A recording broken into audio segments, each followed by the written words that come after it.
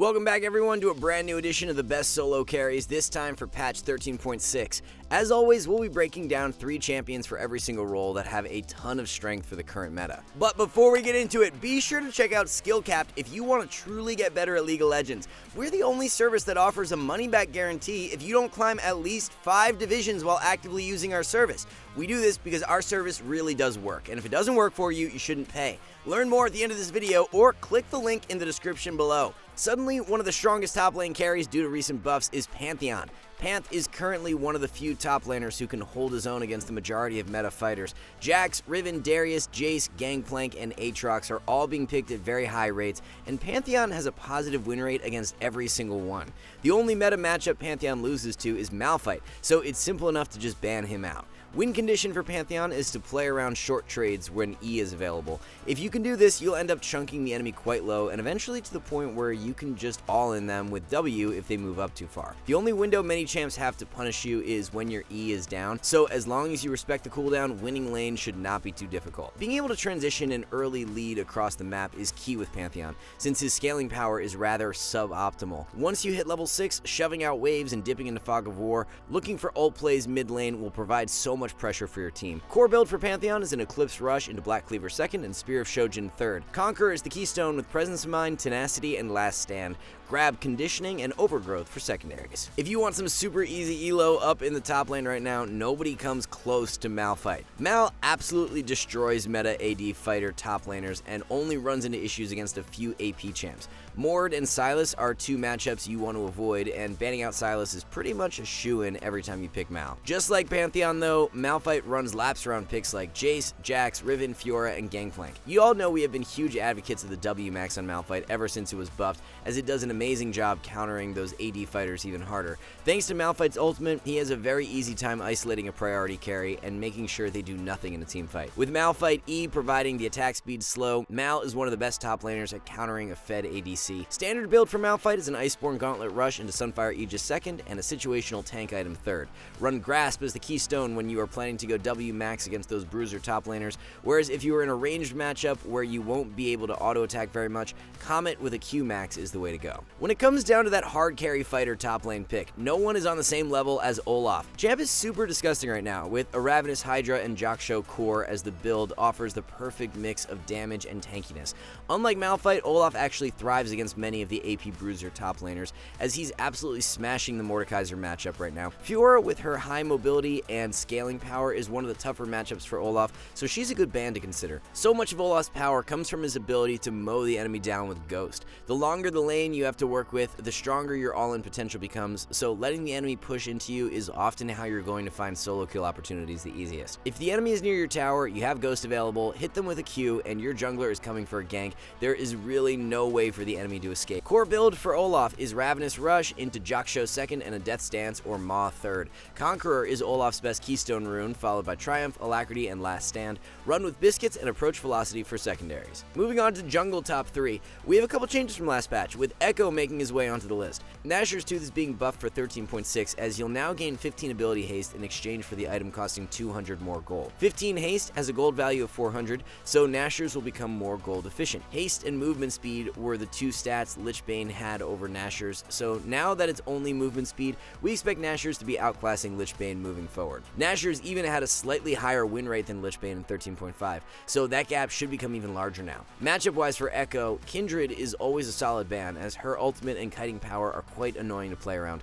Flanks from Fog of War are your best friend, with Echo as his W stun when the enemy doesn't see it coming, can single-handedly win you games. If you're not stealing an objective every game with Echo, your team is either super far ahead or you're probably playing him wrong. Echo E into passive proc and smite can deal well over 2k damage when you have 2 items, so there's always a way back into the game with Echo. Optimal core build is a Rocket Belt Rush into Nashor's 2nd and Rabadon's 3rd. For runes, run First Strike as the keystone, with Freeboots, Futures Market, and Cosmic Insight, Eyeball Collection and Treasure Hunter Harvester are for secondaries. The best carry jungler for yet another patch is going to be Jarvan. Ever since the direct buffs combined with Black Cleaver gaining power, Jarvan has been dominating the meta. Early game gank power is really where Jarvan can shine, and in the current state of League where having the winning bot lane is so important, Jarvan has incredible impact. An easy win condition to play for each game on Jarvan is to focus the lane with the best setup. With many melee supports coming back into meta like Thresh and Nautilus, ganking for them is so easy because you've got so much chain CC power. When you're ganking with Jarvan, if you can easily walk right up to the enemy, hold your EQ combo until they flash or use their dash. If you can get behind the enemy, slow them with W, auto attack away, and then use your EQ combo. It's going to help you secure way more kills. Wukong is one of the better meta bans for Jarvan, as his armor stacking passive and mobility from W makes it difficult for you to beat in skirmishes. Most players are rushing Gore Drinker every game on Jarvan,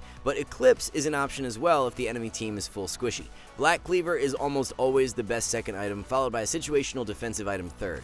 Rune Page is Conqueror with inspiration for secondaries, running free boots and cosmic insight. Another really strong Black Cleaver abuser who's one of the best and easiest junglers to climb with right now is Wukong. There was a while there where the jungle meta was being dominated by AP Demonic Embrace users, so Wukong struggled a lot more. Wukong's passive provides him bonus armor when fighting, so now that the jungle meta is more AD heavy with the likes of Jarvan and Lee Sin coming back, Wukong has become a much more consistent pick. Wukong can do a little bit of everything, as his gank power is solid, skirmish at level 6 is amazing with ultimate, and he's got some of the best flank power for any jungler due to his stealth from W. In the mid game, you want to play Wukong in a similar way to Echo. Flanks from Fog of War are your best friends to take out the enemy squishies when they are split off from their team. Matchup wise for Wukong, banning out an AP jungler like Zac or Evelynn are solid choices. The build consists of a Divine Sunder or Rush into Black Cleaver second and Death's Dance or Maw third.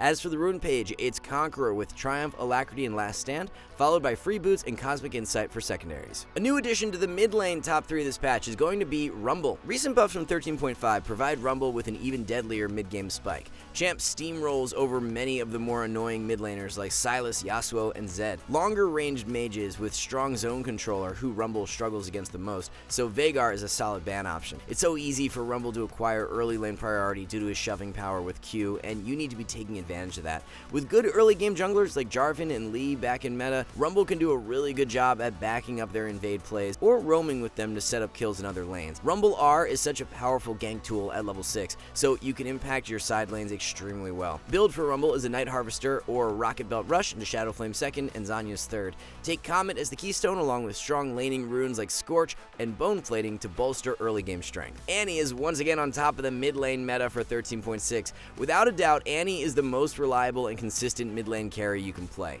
She may not be the most flashy champion with crazy combos or 1v9 outplay power, but that's exactly what makes her so reliable. Point and click stun does an amazing job at shutting down many of the melee mid laners we see in solo queue.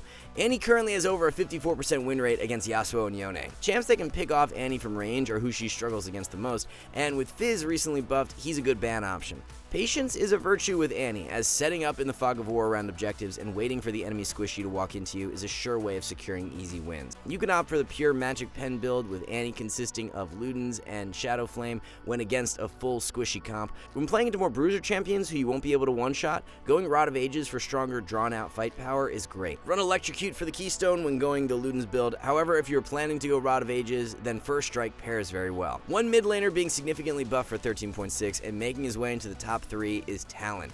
Talon's early game power is seeing a boost with his base mana going up, W mana cost going down, and passive damage being increased. As a champion who makes his mark from winning lane and snowballing through roam plays, these buffs are exactly what Talon wants. Sylas is one meta champion that most Talon players struggle with, so he's a solid ban option. Talon can look to strike as early as level 2, so playing around that is key. If you can hit that level 2 before the enemy and they do not back off, you should have the lane won right then and there. After winning lane, if you can shove waves and constantly be dipping into the Fog of War, the pressure you can apply will have the enemy team perma-sweating. Standard 2-item core for Talon consists of Prowler's Claw and Ghost Blade. Both items enable Talon extremely well, as the mobility to catch out squishy targets is massive. Although Electrocute is the most popular keystone, and rightfully so, Phase Rush is actually what's winning the most in solo queue. With Talon, it's very easy to get into the fight with Q, Prowler's active, and ultimate, but getting out can be a bit of an issue. This is where Phase Rush comes in and works really well to allow Talon to dive in, one-shot his target, and escape without a scratch. Many ADCs are seeing their power chopped in 13.6 with item and rune changes, but one champ who will remain extremely extremely powerful is Jinx. Lethal Tempo and Bloodline nerfs are the only ones that will negatively affect Jinx, as she doesn't rely on Quick Blades or Bloodthirster. That being said, the majority of ADCs have been running Lethal Tempo, so the relative power of those champs won't change a whole lot. It's more so that the power of the role will become weaker, but Jinx will continue to be the most optimal carry. Matchup-wise for Jinx, using your ban on an ADC like Tristana with strong pre-6 all-in power is a good idea. Jinx can match burst power on level 6, but she can be exploited a little more often before then. Kraken and Infinity Edge completion with the AoE power of Fishbones is when you can really come online with Jinx. For the rune page, it's Lethal Tempo with Presence of Mind, Bloodline, and Coup de Grace. Absolute Focus and Gathering Storm are for secondaries. One ADC who can go without being affected by any of the 13.6 nerfs is Tristana. So many marksmen don't have that perfect alternative to Lethal Tempo, but with Tristana, she swaps to Hail of Blades without losing any power. Although Quick Blades and Bloodthirster were really nice options for Trist, Infinity Edge and Phantom Dancer are completely viable too, so item nerfs don't really matter for Trist. Trist is some of the strongest all-in power for any ADC, so using your ban on a support who can nullify that strength like Lulu or Rakan is a good idea. With Thresh, Rakan, and Nautilus all having over 10% play rates, the meta synergies with Trist are really good. Thresh hook into Trist W at level 2 is a guaranteed kill every single time. That level 2 spike is something you can play towards each game, and it's an easy way to take control of the lane right from the get-go. Core build for Tristana is a Kraken Rush into Infinity Edge 2nd and Phantom Dancer 3rd. Run Hail of Blades for the Keystone Rune with Taste of Blood, Eyeball Collection, and Treasure Hunter. Triumph and Alacrity are for secondaries. To round out the top 3 for ADC is another champion who will be minimally affected by the item and rune nerfs, and that champ is Twitch. Press the Attack is actually run a ton over in Korean high elo, and has an even better win rate than Lethal Tempo, so look to try it out this patch. Twitch thrives when he's able to pop out of stealth and mow down squishies, so a good ban when playing him is Xayah due to her ultimate negating that pick power. Support meta is amazing for Twitch right now, as Yuumi, Rakan, and Lulu are all being picked at high rates. Rakan Twitch is probably the most disgusting yet underplayed duo for solo queue. Utilizing Twitch stealth to its full potential is how you'll see the most success on the champ. Being patient is very key with Twitch, as waiting for an enemy squishy to walk up too far and then stealthing in to pick them off can give your team massive advantages in the mid to late game. Build for Twitch is a Blade of the Ruin King Rush into Kraken Slayer 2nd and Hurricane 3rd. Run Press the Attack as the Keystone with Triumph, Alacrity, and Coup de Grace. Magical Footwear and Biscuits are for secondaries. Recent buffs to Thresh have put him in an amazing spot for solo queue, and he kicks off the top 3 for support. Interesting to note is that the Thresh players going Q max first into W max second are winning about 3% more than those maxing E second. This has actually been the case for quite a while now, so if you're someone who's always gone E second, look to try out W. The recent buff to Thresh Q cooldown dropping from 11 to 9 seconds at max rank makes it almost feel like you're playing Earth. If you're unaware, Thresh Q cooldown is actually reduced by 3 seconds whenever he lands it, so the constant Q spam in skirmishes can be absolutely nuts now. Being a hook support, Thresh thrives when he's able to control side lane brush and apply pressure with the threat of a hook from Fog of War. At the very least, forcing the enemy to ward the side lane brush so they don't have one for River is something you should be trying to play for every game. Rakan being as good as he is right now and easily able to evade Thresh's all-in power is a really good ban. Core build revolves around a Locket or Shirley's Rush into Zeke 2nd and Wardstone 3rd. Glacial is the Keystone Rune with Hex Flash, Biscuits, and Cosmic Insight. Grab Bone Plating and Unflinching for secondaries. If you can play a good Rakan, there's really nobody better when it comes down to climbing from the support role. Solo queue is more often than not all about whichever team finds a pick first. Someone gets caught out, it leads to the other team securing objectives, and everything snowballs from there. Rakan is without a doubt one of the strongest pick supports in the game due to his long-range engage power of W, Flash, and R. There's very little counterplay to a Rakan flashing in with R and following with his knockup from W. The one thing that can counter Rakan's engage is point-and-click CC, so with Annie being in a really strong spot, she's a good ban. Build-wise for Rakan, it's a Shirley's Rush into Redemption 2nd and Wardstone 3rd. Guardian is the Keystone Rune with Font of Life, Bone Plating, and Unflinching. Zombie Ward and Ultimate Hunter are the way to go for secondaries. This champion is so broken right now that she's been on the solo carry list for 2 different roles for multiple patches now, and that champ is Annie. Annie support is honestly even better than mid lane Annie, as the kill power at level 6, especially on Shirley's completion, is difficult for any support to match. Pair Annie up with Jinx, who's the most played ADC, and all Jinx has to do is press R when Annie uses her full combo to finish the target off. Playing a support like Annie, who relies a lot less on her ADC to be extremely competent, works amazing for solo queue. Those pesky hook supports who can pick you off from range are who Annie struggles against the most, so Nautilus or Blitz are good ban options. Build for Annie is a Shurelya's Rush into Rylai's second and Wardstone third. Run with Aerie as the Keystone rune, followed by Mana Flow, Transcendence, and Scorch. Optimal secondaries are Biscuits and Cosmic Insight. Alright guys, before we wrap this up, let's tell you a little more about SkillCapped. So, we offer a 5-division rank up guarantee, and think that's a pretty crazy thing to offer. It's like a gym membership guaranteeing you'll get ripped. Your local gym would go bust if they offered that, right? Not us. We've offered this for years because our service really does work. It works so well, in fact, that we're able to produce by far the largest catalog of premium league guides on the internet. We add over 20 videos a week, with over 1,600 guides curated into over 100 courses no one can compare. We've also sent challenger players into ELO Hell 714 times and counting, where they commentate how to carry live. They also respond to all questions asked. Sign up today for as little as $6.99 a month if you are serious about improving. So there you have it guys, the best solo carries for every single role heading into patch 13.6. Thanks so much for watching, good luck on the Rift, and we'll see you in the next one.